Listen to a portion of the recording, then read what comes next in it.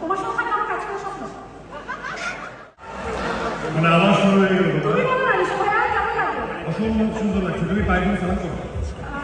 না ওইটা একটু বেশি হয়ে যায়, বাট ভাইয়া বলছিলেন যে আপনি এখন অনেক সিনেমা করছেন, আমার একটা সিনেমা আসছে কোরবানিতে। না মানে বললাম আর কি ভাইয়া, মানে একটু মানে এদিনকার যেদিনটা তো আছে। তাই না? তাই তাই তাই তুমি তো কাছের মানুষ দূরে দিয়ে এখন আবার তাকে দেখে খুব। শাকিব খানের সাথে সবার কাজ করার স্বপ্ন, তোমার সাথে থাকা আমার কাজ করার স্বপ্ন। ঠিক আছে, তাহলে রিকোয়েস্ট করো, সুযোগটা রিকোয়েস্ট করো। হ্যাঁ ভাইয়া প্লিজ আপনার নেক্সট ছবিতে কি মানে আমি একটা অডিশন দিতে পারি?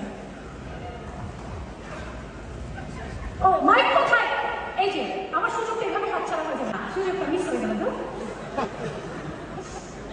হ্যাঁ ভাইয়া তোমার অডিশন লাগবে না, নিজে কাজ করে নাও। থ্যাংক ইউ সো মাচ, আমি থেকে সারপ্রাইজ প্রিপেয়ার করে রেখেছি। আর আগামী বছর ঈদে তোমার সিনেমা রিলিজ হচ্ছে, তাই তো? বাট এই বছর ঈদে আমার তাণ্ডব সিনেমা রিলিজ হচ্ছে।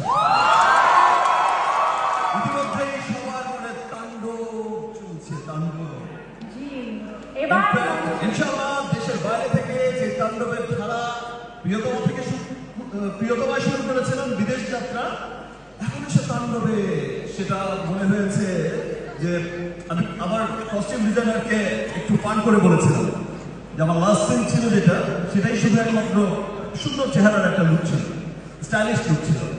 তো একটু ফান করে বলেছিলাম, শোনো এমন একটা ড্রেস আমাকে পরাতে হবে যে ড্রেসটা দেখলে আর যে লাস্ট লুকটা দেখলে, ধরো দেশে তো দু চারটা এমনিতেই পরে, ওভারসিজে যেন দু চারটা পরে যায়।